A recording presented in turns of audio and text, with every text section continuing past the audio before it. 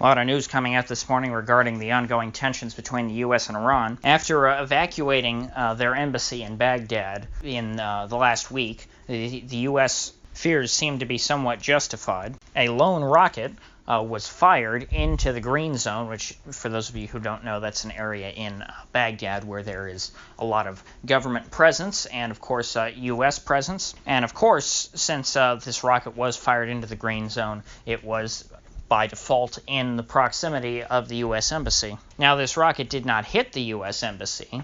It hit an abandoned building, which is rather convenient. But this attack is, of course, being blamed on Iran. We, of course, have no way of knowing who perpetrated this attack. There's obviously a lot of groups in Iraq that don't like the United States, and not all of them are affiliated with Iran, and even less of them are under the direct control of Iran. Since the U.S. Originally invaded Iraq in 2003, there's been a lot of explosions and rockets and things and mortars that have exploded around the U.S. Embassy there.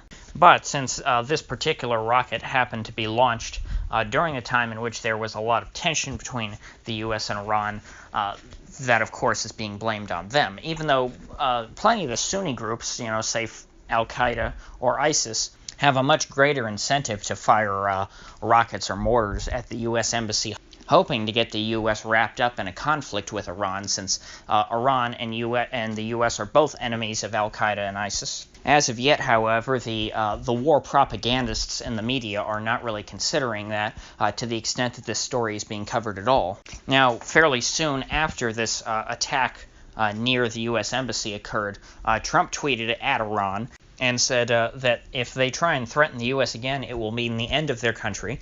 And he said, no more threatening the U.S. Now, of course, I don't know what he considers a threat, because Iran threatens the U.S. all the time.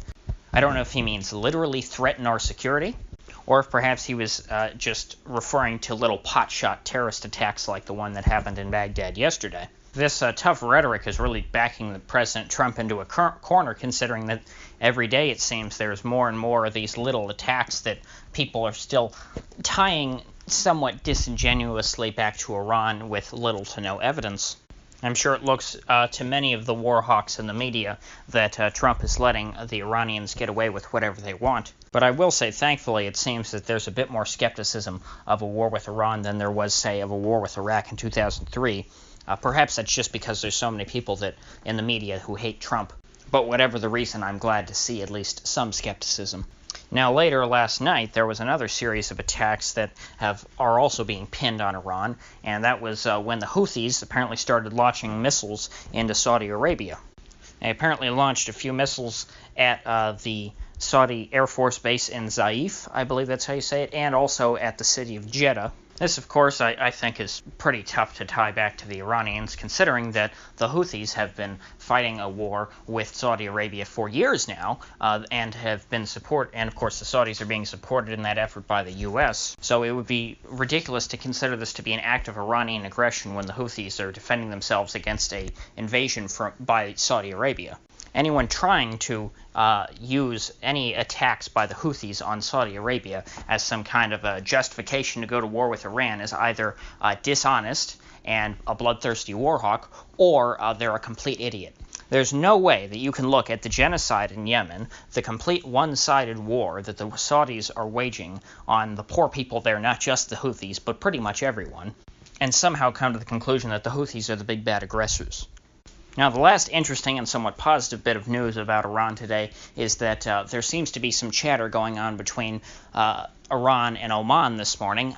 Oman, which of course is the Sultanate of Oman, they're right next to Yemen, and they share a border with Saudi Arabia and the UAE. They're, of course, right off the Gulf of Oman. So they're one of the Gulf monarchies that are right in here. Well, apparently, Oman gets along pretty well with Iran and the U.S., lucky them. And the Omani foreign minister is in Tehran today, meeting with the Iranian foreign minister, Zarif. And from what I understand, Oman serves as a sort of back channel for Iran and the U.S. It's a way for them to talk to each other without directly negotiating or anything like that. Now, this meeting between the foreign ministers comes after Mike Pompeo, the Secretary of State, spoke on the phone with Sultan Qaboos of Oman, and yes, his name is actually Qaboos. So it looks like perhaps there is some chatter then going on between Zarif and Pompeo via Oman. This would be excellent because, of course, I would much rather them settle this with some kind of under-the-table negotiation than through actual violence, because a war with Iran, I think, would be disastrous for the U.S. Sure, it would be easy enough to knock over the government in Tehran, but we could certainly not impose a new government on Tehran. There are those who look at the coup of '53 and the revolution of '79 in Iran and say that, well, Iran has already had in the last 100 years, or the last 70 years, really, two transitions to new governments that did not involve the dissolution of the entire country. You know, it didn't turn into Iraq or Afghanistan. And that is true, but considering how the ventures in Syria, Iraq, and Afghanistan and Libya have gone, I'm not willing to take that chance.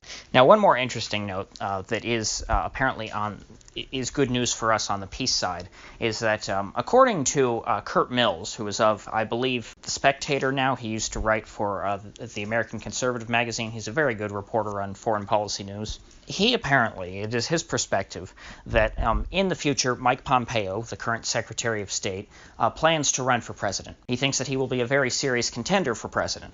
And so therefore, Mike Pompeo is dealing in this current situation with Iran with his political future in mind. That means that Pompeo knows that if the U.S. goes to war with Iran and things do not go well, if it turns into another Iraq, Afghanistan, or Libya, that he knows that his political career could be in jeopardy. And so therefore, it looks like Pompeo might actually be incentivized to work against Bolton and not seek a war with Iran because of how it may affect his political chances in the future if he is tied to something as perhaps more disastrous than the Iraq War. So on that positive note, I think I'll head off for today. Decided to do two videos since I wanted to cover both Iran and the Farage story. So I hope if you haven't watched that video yet, go back and click on that one. And if you're not already subscribed, please do so and click the bell because I do upload every day and I cover a variety of topics from around the world. I am an American, but I'm very interested in international affairs since I don't think they're covered particularly well by American media. We have a very sort of North American-centric view. And I like to try and broaden my perspective. So please stay tuned, and I'll see you folks back here tomorrow.